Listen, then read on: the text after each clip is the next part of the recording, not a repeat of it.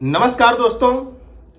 वैसे तो मैं ये वीडियो बनाना नहीं चाह रहा था, लेकिन बहुत मंथन किया तो मुझे लगा नहीं, ये वीडियो आप लोगों तक पहुंचाना चाहिए। और आप लोग पढ़ने वाले स्टूडेंट हैं तो इससे अपने आप को रिलेट ज़रूर करेंगे। वैसे वैकेंसी का क्या है, वैकेंसी तो बढ़ेगी। उसका सबसे मेन रीज़न ये है कि अभी हाल ही 1-2-3 महीने बाद 2024 के लोकसभा के चुनाव लगे हुए हैं, तो सरकार नहीं चाहेगी कि हम नौजवानों को रुष्ट करें। और तो इस वजह से भी मुझे लगता है कि वैकेंसी बढ़ेगी। और जो ऑल इंडिया रेलवे यूनियन है वो भी इसको लेकर बड़ा सक्रिय है, वो भी अपनी भागीदारी दिखा रहा है। तो वैकेंसी तो 100% बढ़ेगी।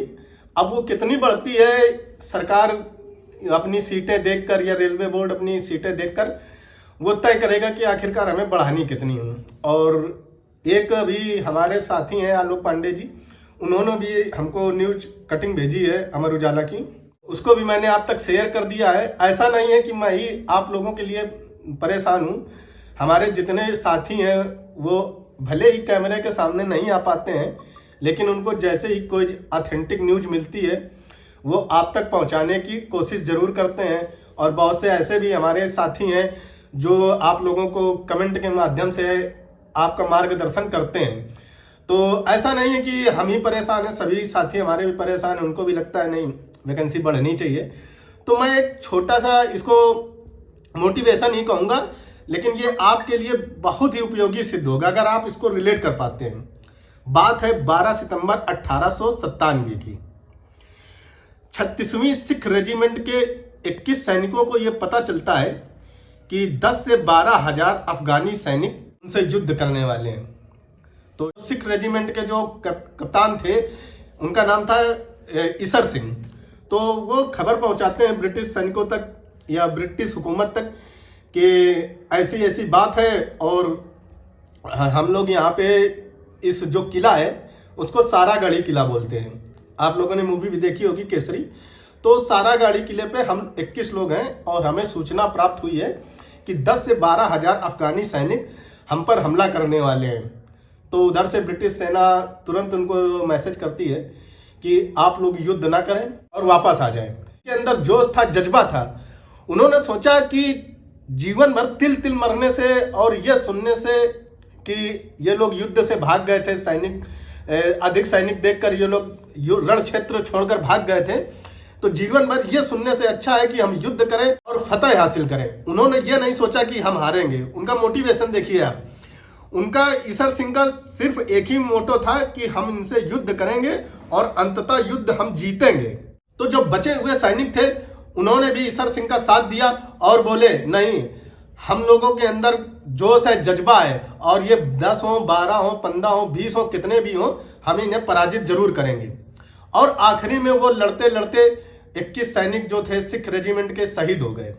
वो 21 थे। इतिहासकार है वो बताते हैं अफगानी सेना से बहुत ही कड़ा मुकाबला लिया, बहुत ही उनसे लोहा मनवाया और इधर 21 थे और उधर कम से कम हजारों सैनिक अफगानी सैनिक मारे गए। और जब ये युद्ध समाप्त होता है तो उनमें से एक सैनिक जो है वो दीवारों पर, आपने मूवी भी देखी होगी, दीवारों पर वो सारी कहानी लिखते हैं कि लोग विश्वास नहीं मानेंगे कि इतने कम सैनिक होने के बावजूद भी इन्होंने किला जीतने नहीं दिया। तो वो अपनी कहानी भी उस पर लिखते हैं। तो मरणोपरांत जब 2 दिन 3 दिन हो गए, ब्रिटिश सेना भी आई और पुनः वो किला प्राप्त किया सारागढ़ी का। तो मरणोपरांत ये जो सैनिक हैं इनको उस समय जो ब्रिटिश सेना का जो सर्वोच्च सम्मान था वो दिया गया था। और हमारे नौजवान साथियों को ये पता भी नहीं होगा, बहुत सी जगह ये 12 सितंबर को सारागढ़ी दिवस भी मनाया जाता है। हो सकता है ये पेपर में आपके आ भी जाए।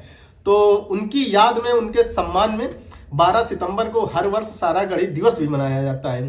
अब आप सोच रहे होंगे कि ये कहानी मुझसे कैसे रिलेट करती है। तो चलिए मान लेते हैं वैकेंसी अगर वैसे बढ़नी चाहिए, हम भी आपके पक्ष में। अगर किसी कारणवश नहीं बढ़ी तो क्या आप रण क्षेत्र छोड़ देंगे, क्या आप मैदान छोड़ देंगे? नहीं, आपको पीछे नहीं हटना है। आपको जिस जोश और जज्बे से अभी तक तैयारी में लगे थे उसी जोश और जज्बे से तैयारी पुनः स्टार्ट करिए और मेहनत को अपनी बढ़ाइए, प्रैक्टिस सेट आप बढ़ाइए। और 8 घंटे सोते थे, आप 6 घंटे सोइए, क्योंकि तिल तिल जीवन में मरने से अच्छा है कि एक ही बार इतनी मेहनत कर ली जाए कि सिलेक्शन ले लें। अब ऐसा तो है नहीं कि 5,000 वैकेंसी निकली है तो सिलेक्शन होगा नहीं, 5,000 तो सिलेक्शन होना तय है।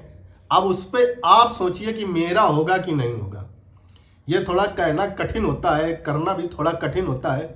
मैं आज यहाँ बैठ के बोल दूँ, अगर मैं आपकी जगह होता तो जो परिस्थिति आपकी है वो मेरी भी होती है। ऐसा नहीं है, हम कहीं अलग से नहीं आए हैं।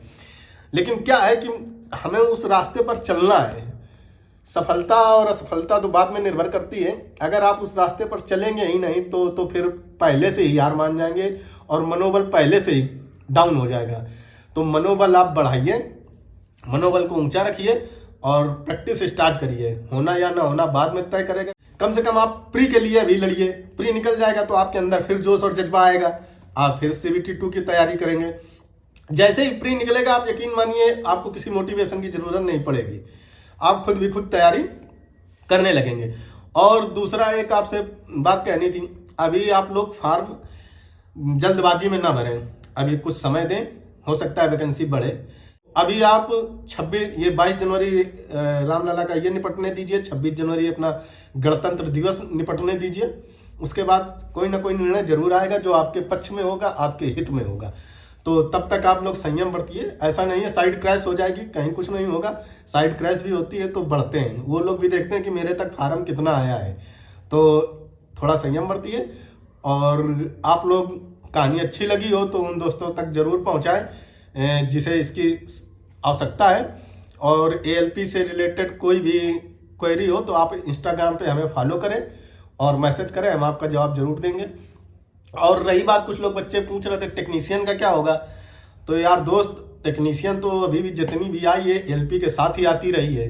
अब इस बार क्यों नहीं आई है इसका रीजन मुझे भी नहीं पता चल रहा है। तो हो सकता है जब ये LP की वैकेंसी बढ़ाएं तो उसके साथ ही टेक्नीशियन को ऐड कर दें। धन्यवाद।